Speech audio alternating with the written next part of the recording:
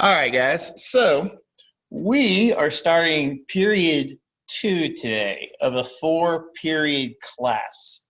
So you can already kind of tell that we're moving pretty fast. Now, one of the things we're really interested in this class is things that stay the same over long periods of time and things that change over long periods of time. Well, there's lots of changes between period 2 and period 1, and that's because of the voyages of Christopher Columbus. Christopher Columbus is fundamentally going to change everything, and his explorations will change everything. We've never had truly global connections before this time period. We had interregional connections, Chinese merchants trading with Middle Eastern merchants, trading with North African merchants, trading with West African merchants. You had interregional trade that took place in Afro-Eurasia, but you never had the connection of the two big parts of the world, the Americas with Afro-Eurasia as a landmass. And Columbus changes all of that. And when he changes all of that, lots of changes will take place over time. Now, the big question we have to ask ourselves is, why did all these changes take place? And why was it Europeans who discovered the Americas? Because this is a really important thing. Europe at the end of period 1 was towards the bottom of the totem pole. You had lots of other groups of people who were more advanced than them in lots of different ways, like the Muslim world, the South Asian world, and the East Asian world. And yet it's Europe that's going to discover the Americas, and it's Europe that's going to exploit the wealth and opportunity and the abundance of resources that the Americas have. It's going to pave the way for them to dominate the world, honestly, ever since then. So why? What happened that caused this big paradigm shift? Well, the first thing is new innovations that were created in Asia and the Middle East in period 1 finally reached Western Europe. Things like the compass, the astrolabe, the lateen, understanding of global wind patterns. These things reached Europe primarily through the Crusades. Well, it's impossible to create voyages of exploration unless you have these things. So these things finally reaching Western Europe were a major game changer. It gave them the chance, it gave them the technologies to begin voyages of exploration. Europeans are going to take these existing technologies, and in some instances, they're going to make improvements to them. They're going to create new innovations. One of these new innovations using Asian knowledge was the creation of the caravel. A caravel is a new type of ship that uses lateens. The advantage that the caravel is going to have over an Arabian dhow or a Chinese yonk is that these ships are going to be much smaller than them. However, they're going to be much more maneuverable and much quicker. The speed and maneuverability of these ships are going to make it possible for the Europeans to take long voyages of exploration, something that the Muslim world and East Asian world didn't have the ability to do with the existing ship types and designs that they had. So new ship designs that Europeans create that build upon pre-existing knowledge from Asia and the Middle East from period 1 is going to be one thing that will enable them to have voyages of exploration. Number 2, you finally see the creation of big, strong, powerful European states. And several of these states, as we continue through this unit, will eventually be described as being an empire. When you look at the last map we had of Europe of period 1, it was very decentralized with lots and lots and lots of smaller states. Well, you can't have big voyages of exploration unless you had powerful, resource-rich territories and states backing them. There's going to be 3 big exploratory powers that we're going to focus on early on: Spain, Portugal, and England, but also the Netherlands, which isn't on this map yet, but is right here, and that's a long story, and France. So you are going to see the creation of big, powerful states that have the ability to fund voyages of exploration. And that's important because voyages of exploration are not cheap. Now, this right here is Spain. Now, if you remember us in period 1, we said Spain was controlled by Muslims. Well, during the 1300s and 1400s, Christians in Spain began to unite and drive the Moors out in a series of wars called the Reconquista. The Reconquista ends, interestingly enough, in 1492. And the modern day country of Spain is created when two Christian monarchs, Isabella and Ferdinand, unite this peninsula under one rule and one leadership. This is going to be important because now this new country has the resources to back voyages of exploration like Christopher Columbus, which they could not have done if they were still fighting these wars trying to gain their sovereignty. Now, the first of the European states to try to find a route to actively explore is Portugal. Now, the question is, why is Portugal exploring? Well, one of the things that the Crusaders brought back to Western Europe was a taste and a demand for South Asian spices here in India. But the problem was Muslims controlled the Middle East, and fundamentally the Christians of Western Europe and the Portuguese were cut off from trade. So there was a huge marketplace for South Asian spices, but they weren't able to reach Western Europe. Well, the Portuguese realized if they could find a direct sea-based route to India, they could become enormously wealthy. But the problem is nobody had ever bothered to explore the coast of Africa before. Africa is in the way. The Portuguese had no idea how big and how far Africa stretched. So starting in the 1440s and the 1450s, Portugal started to launch voyages of exploration trying to get around Africa. And to their kind of horror, Africa was much, much bigger than they ever dreamed it would be. And it was very simple. They would send an explorer. The explorer would map the coastline of Africa. Eventually, he'd go so far that he didn't have enough resources to continue. He'd have to turn around. He'd go back to Portugal. He'd be debriefed. They'd talk about how far he went and the challenges he went, and then they'd send someone else in the next year or two, and he'd push the envelope a little farther and a little farther. Importantly, while the Portuguese are exploring the coast of Africa, they're starting to build relationships with powerful West African tribes. This is going to open the door to something later on. They understand that the Portuguese are the first ones to explore Africa, and they're the first ones to develop a trade relationship with Africa.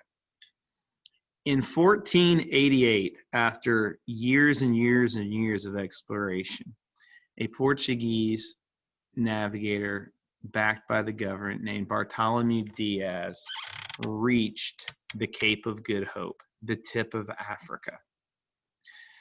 Portugal was elated. They finally knew how big this landmass was, and they knew that the next explorer they sent had a very, very good chance of making it all the way to South Asia. Now, I want to pause here for just a second. It's important to know that Diaz's journey was 1488 and that Da Gama discovers India in 1498 because the voyages of Columbus take place in between that. You need to know that Columbus's voyage, and we'll talk more about this in a second, happens after Da Gama's voyage, after Diaz's voyage, but before Da Gama. And we'll come back to that part of the story later on. But 10 years after Diaz, a Portuguese explorer, Vasco da Gama, finally hits the mother lode. He rounds the tip of Africa, explores the eastern Swahili coast, and makes it to India. In India, he sells and purchases large amounts of South Asian black pepper.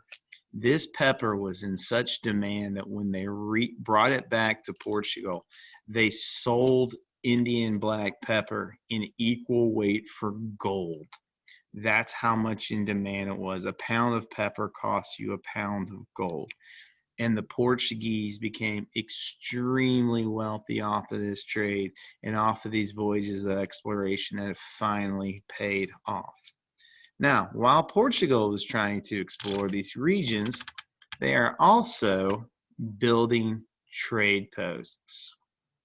They're going to build the first global maritime trade post empire. The Portuguese are not interested in controlling vast amounts of territory. In fact, the only big chunk of land that they're going to control will eventually be in the Americas, in Brazil. We'll talk about that story later on. But what they do is they try to control trade, especially in the Indian Ocean, through the control of key trade posts. You'll remember that in period 1, trade on the Indian Ocean was open and free and equal to anybody who was trading. The Portuguese were not interested in that. The Portuguese wanted to control this trade and dominate this trade. They try to force everybody in the Indian Ocean to trade through them. And eventually, much of the wealth of Portugal is going to come from taking goods in one part of the Indian Ocean and selling them in the other, and no other merchants were going to be allowed to compete with them. At least that's what their hope was. And their control of these little strategically placed trade posts all over the Indian Ocean and off the African coast are designed to help them control trade and to dominate trade. They are also going to be the ones who start the transatlantic slave trade. We said they developed this relationship with powerful tribes in West Africa. Well, when they do start this colony in Brazil, one of the things they're going to start to grow in Brazil is sugar. And sugar is a very intensive labor source, and the Portuguese needed a cheap labor source to grow sugar in Brazil. And we're going to talk so much more about this later on. But they're the first ones to purchase African slaves from African tribesmen. And remember this, almost always an African who was captured by another African and then sold to a European who brought them to the Americas.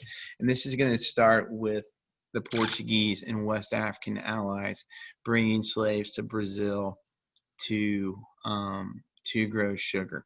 And this is going to start a horrific chapter in world history that unfortunately we're going to spend a lot of time talking about in period 2 and period 3. One thing you also need to know about the impact of the Portuguese is their arrival into the Indian Ocean is going to cause the collapse of the Swahili civilization right here. When they force all trade to go through them, it kind of chokes out the Swahili, and eventually these cities in East Africa are going to collapse, and the entire civilization is going to collapse as a result of Portuguese control. But again, we're going to talk lots more about this going forward. Now, let's take a step backwards. 1488, Portugal discovers the tip of Africa. Everyone in Europe realized that the Portuguese were extremely close to finding a route to India. And everyone knew if they were the first ones to find this route, they were going to become exceptionally wealthy. Well, the Spanish wanted to try to beat them to India. And when Bartholomew Diaz discovers the Cape of Good Hope, it puts a lot of pressure on Spain because they feel we've got to get there and we've got to do something soon and we got to do something quick. There's lots of problems. Number one, they're still fighting the Reconquista. And number two, they hadn't explored the coast of Africa at all. They had no idea how to get to India. However, an Italian, Christopher Columbus, had been petitioning the court of the royal household of Spain, saying, if you will just follow my lead, I know how to get to India. I know roughly what latitude India is on, and I know the world is round. And by the way, most people knew that the world was round. The idea that the world was flat is not something that was widely acknowledged or believed by people in 1492. What Columbus's big problem was going to be is that he thought the world was a much smaller place than it actually was. He thought he thought the Portuguese were going the long way, and he thought if he took a 3 to 5 week journey west instead of going around Africa, he could reach South Asia.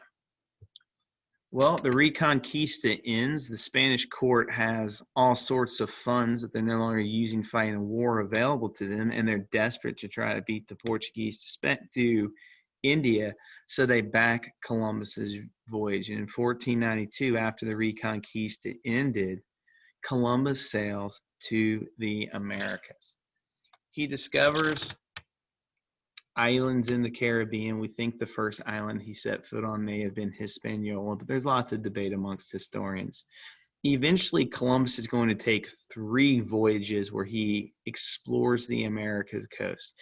He never sees anything that's North America. He sees islands in the Caribbean, and he does explore the South American coastline in subsequent voyages. However, Columbus dies thinking that he is right on the verge of India. In fact, he's so close that he calls the natives here Indians because he thinks that he's right on the doorstep. Well, Columbus eventually dies, and it kind of becomes clear that he might not be as close to India as we possibly think. The Portuguese discover their route to India, but the Spanish are still trying to find a westward route and see if they can find a shorter route. And they hire another merchant, another mariner, Ferdinand Magellan. Interesting, Magellan is actually ethnically Portuguese, but he's going to sail for Spain in this voyage. His job is to reach the tip of this landmass right here. And again, they have no idea how far south this landmass goes.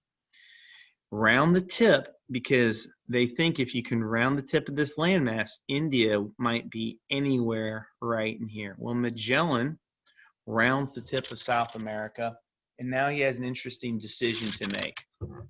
Do I go back to Portugal and tell them, hey, here's where the landmass ends, this is where we're going, or do I attempt the hero move? And the hero move is to just keep going and try to find India for yourself, thinking that India is right in here. Magellan decides to take the hero move because he's afraid that the Spanish will send someone else to go to India if he comes back first, and he wants all the glory. So Magellan, thinking he's close to India, is the first person to sail into the Pacific and continues west trying to find a route to India. Well, much to his horror and dismay, he now has to cross the world's largest ocean. He started his trip out with 7 ships. Weeks and weeks into his crossing of the Pacific, he's down to a single ship. He's down, many of his men are sick, and he washes up somewhere in one of these islands in the Philippines. We don't know exactly which one. And according to the story, the natives on the island took very good care of Magellan and his men, nursed them back to health. And after a month or so of staying on the island, Magellan and his men were like, we really appreciate you guys and we owe you one. Is there anything that we can do to help you guys out? And the natives of the island were like, yeah, actually, you see that island over there across the waterway? And Magellan and his crew were like, yeah. And they were like, yeah, we're going to attack it tomorrow. Would you guys mind helping us out? And Magellan and his men said, sure. Well, in the course of the ensuing battle, Magellan took a poison blow dart right to the throat, and that will ruin your day, and it kills Magellan. But Magellan's men, after the battle, decide, well, we might as well continue west. They continue into the Indian Ocean, and when they get into the Indian Ocean, they come across a Portuguese ship, and the Portuguese ship attacks it because, and we'll talk about this later, a treaty had been signed between the Spanish and the Portuguese that this was the Portuguese's turf. And when they saw a Spanish ship on their turf, they thought Magellan's men had violated the treaty. So they capture these sailors, throw them in the bottom of the ship, and eventually the sailors for Spain explain what happened, and the Portuguese bring them back. And in 1522, Magellan's men, I think it was 7 of them, completed the world's first circumnavigation of the globe. And here's the big thing. Now in 1522, there's one group of people who knows where all the major bodies of land are in the world and how far apart from each other these bodies of land are from one another. And that's Western Europeans. They're going to have a huge advantage in starting global trade because they're the only ones who knows how far apart the land masses are and where they're all located and how to get around them. And this knowledge of map making and cartography as a result of these voyages of exploration are going to pave the way for European dominance of much of the world. Now, after the Spanish and the Portuguese voyages of exploration, other European groups like the French and the British are going to say, you know what? What if there's an easier way to get to India through the Atlantic instead of going all the way around the tip of South America? What if this body of land right here you can cross over by sea? And people like the British and the Dutch and the French are going to look for something called the Northwest Passage. They're going to look for a way into the Pacific through this route. Well, there is no Northwest Passage, as they'll ultimately find out. The most famous person searching for the Northwest Passage was an English-sponsored voyager, Henry Hudson, who sails into this bay right here thinking that he's close. And actually, he's not close at all. But the exploration of this region is going to pave the way for the northern part of North America, Canada, and what will ultimately be the 13 colonies to become colonies of Britain and France. Now, we're going to talk all about that much, much later on. But the important thing today is to say, what caused these European voyages of exploration? Why was it European? And this is going to pave the way for lots of things we're going to look at. And again, it's Europeans who are conducting these things now. It's not the Chinese. It's not the Muslim world. And for the first time in 1,000 years, the Europeans are being the leaders into new knowledge. And that's accurate mapping and geography of the world that's going to pay huge benefits for them at the expense of the rest of the world later on.